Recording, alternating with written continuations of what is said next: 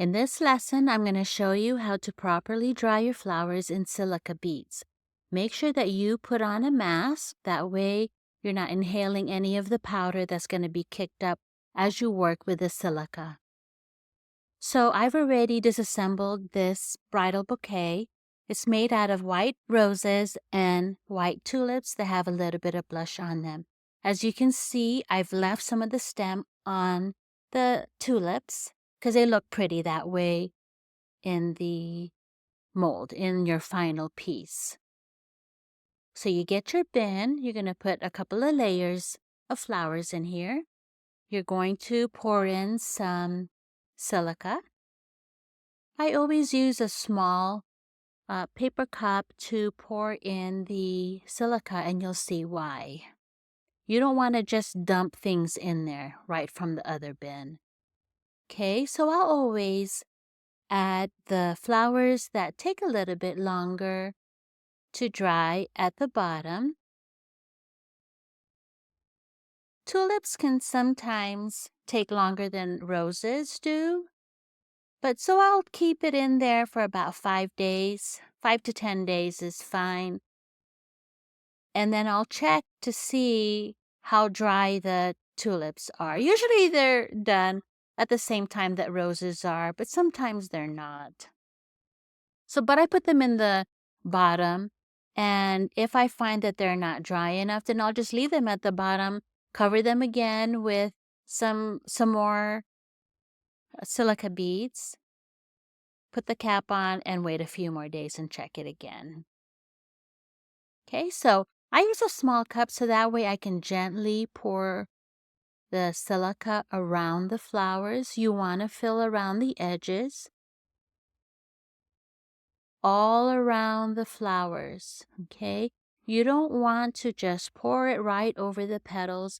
You want to secure the shape with silica sand around the flowers that they don't get pushed down. Because whatever way that they are sitting in the silica, that's exactly how they're going to dry.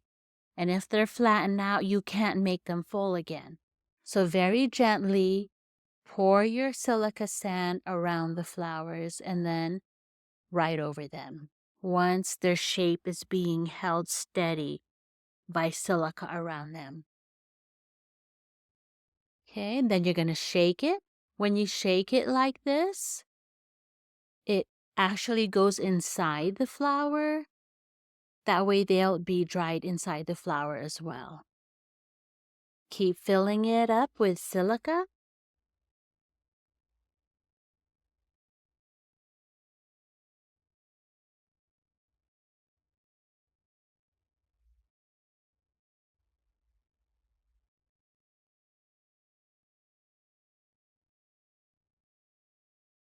Shake it again.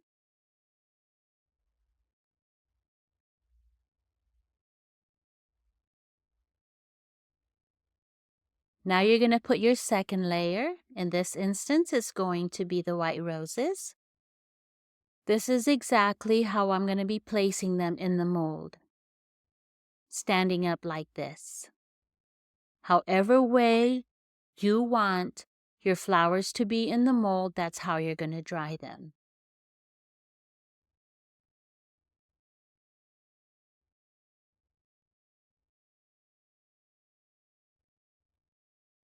Once again, you're going to work the silica beads all around the flowers, filling in the empty spaces to hold their shape.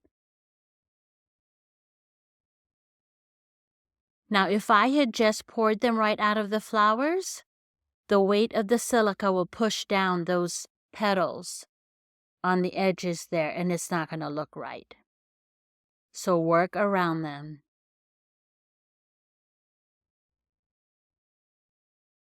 And then eventually the silica is going to start to enter in around the roses, enter in the center, but that's just the natural way that you want them to dry. Then you're going to pour it on top. You're going to make sure that the silica enters in between the petals. That way everything will dry evenly.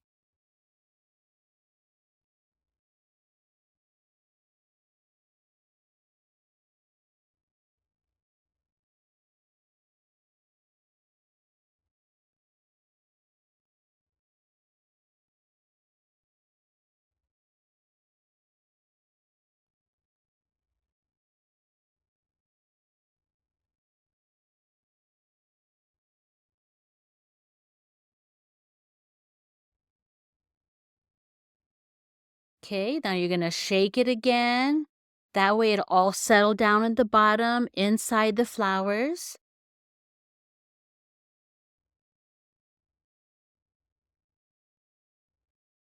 You want to completely cover the flower.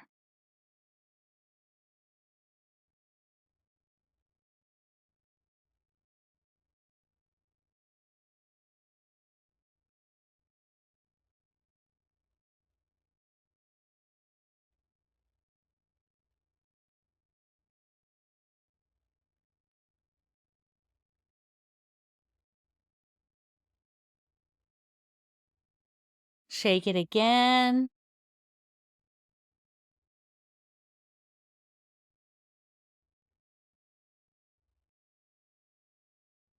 All right, put the cover on.